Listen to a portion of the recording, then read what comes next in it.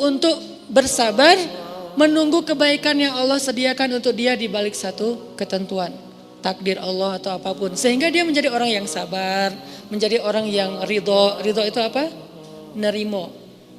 Kalau sabar, kalau ridho itu nggak mau memprotes Allah. Kalau sabar itu dia nggak mau ngeluh, kalau ridho dia nggak mau protes. Kalau ngeluh kan lebih kepada masalah ya. Kok saya gini, kok saya gitu. Kalau protes apa maunya Allah, ini nggak ridho nih. Nah Luqman menjadi orang yang paling sabar, ridho, happy lagi tuh. Padahal kalau kita lihat Luqman itu kehidupannya sangat biasa banget dibandingkan kita nih. Satu, dia orang Ethiopia, Habasyah, orang kulit hitam.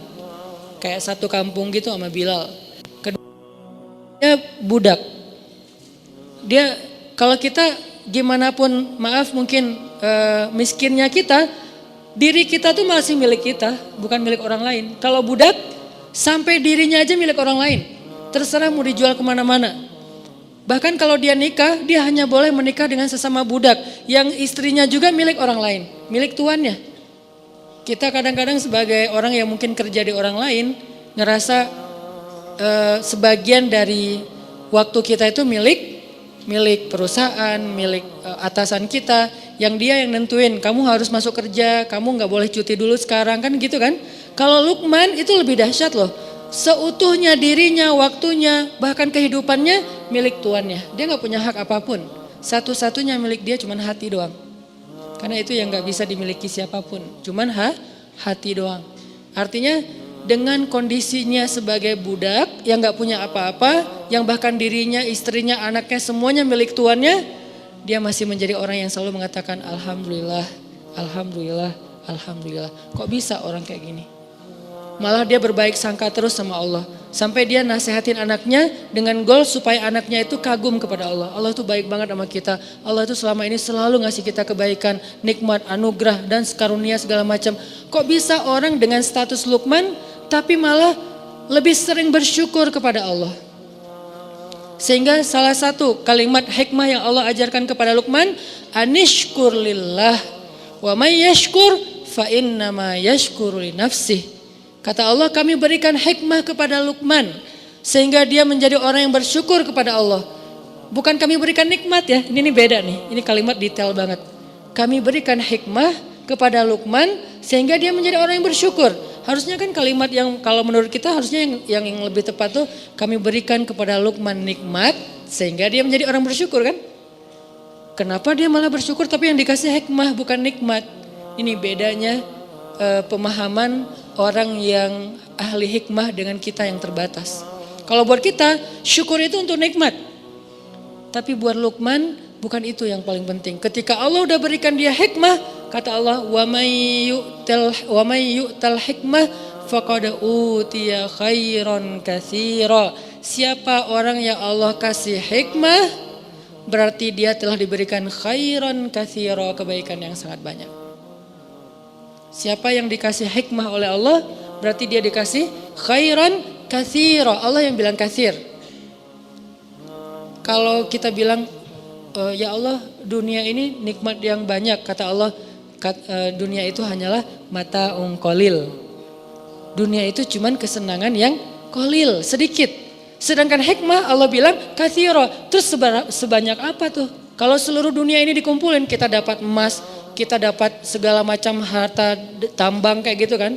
Jadi punya pulau di mana-mana, kita jadi raja satu-satunya di muka bumi. Seperti Zulkarnain, seperti Fir'aun, seperti Namrud, seperti Sulaiman, semua raja yang pernah ada, bukan raja yang sekarang. Raja sekarang kan kotak udah wilayahnya udah kecil-kecil ya, kayak Raja Dubai, cuman Dubai doang. Abu Dhabi bukan milik dia. Padahal satu negara tuh, Emirat. Tapi dibagi dua raja, yang satu bagiannya Abu Dhabi, yang satu lagi bagiannya Dubai. Yang satu pesawatnya Emirat, yang satu lagi pesawatnya apa? Ya itu deh, ada dua pesawat kan, kayak kita kayak Garuda sama apa gitu. Kita ada yang lain gak sih? Ya kalau di Emirat itu ada Emirat, ada satu lagi saya lupa. Etihad. Abu Dhabi, Etihad. Kalau Dubai, Emirat. Dua raja nih. Satu negara kecil yang penduduknya cuma 1,5 juta, itu kelihatan gimana istananya kalau teman-teman tahu Dubai itu. dengan Khalifah Towernya, kemudian dengan istana-istana lain yang di view pantai, apalagi sekarang Dubai itu jadi kayak destinasi sport ekstrim kan, yang loncat dari gedung, yang loncat dari pesawat, yang tapi nggak ada yang bunuh diri ya, loncat profesional gitu, bukan loncat karena masa lalu. Terus kayak kalau itu banyaknya di Jepang, Korea itu loncat dari masa lalu. Kalau di Dubai itu profesional. Itu punya 2 orang doang loh. Bisa kayak wah kaya banget ya. Tapi kata Allah mataun qalil, itu mah sedikit. Apalagi cuman dapat wilayah kecil, dapat dunia aja. Raja Saudi, Raja Dubai, Raja Raja di Eropa kan banyak kerajaan juga tuh. Mereka digabung semuanya kerajaannya di depan Allah, kata Allah mataun qalil, dikit. Terus giliran hikmah kata Allah khairan katsira, kebaikan yang banyak. Itu kebayang gak tuh seberapa banyaknya? Ini logika iman dengan logika kita manusia biasa. Nah Allah bilang orang yang dikasih hikmah berarti dia dapat khairan katsira. Artinya apa? Dia tuh lebih beruntung daripada Raja Dubai, lebih beruntung daripada Raja Abu Dhabi, lebih beruntung daripada Raja Saudi, raja kerajaan manapun di muka bumi, dia lebih beruntung. Makanya orang yang udah Allah kasih hikmah, dia menjadi orang yang paling bersyukur. Orang yang Allah kasih hikmah, dia menjadi orang yang paling bersyukur. Kenapa? Karena dia lebih beruntung dari raja-raja tadi. Oh, sebegitu pentingnya hikmah Ustaz? Ya, makanya ketika Allah mengatakan wa ataina kami berikan kepada Luqman hikmah anishkurlillah, berarti Luqman itu walaupun secara sosial statusnya budak, tapi dialah orang yang paling beruntung di muka bumi sehingga dia menjadi orang yang paling bersyukur. Gimana caranya? Apalagi kita yang bukan budak, gak semiskin Luqman. Hanya mungkin kita mengeluh karena gak tahu hikmah di balik ketentuan Allah terhadap diri kita. Jadi kalau Allah sayang kepada hamba, Allah gak ngasih nikmat supaya dia bersyukur. Itu biasa, oke itu kasih sayang Allah, tapi yang kayak levelnya level receh lah tuh. Ada orang dikasih receh bahagia banget. Pas dikasih uang yang bukan bunyi koin, uangnya uang kertas, kok ini sih gak dikasih yang koin itu, kan aneh ya.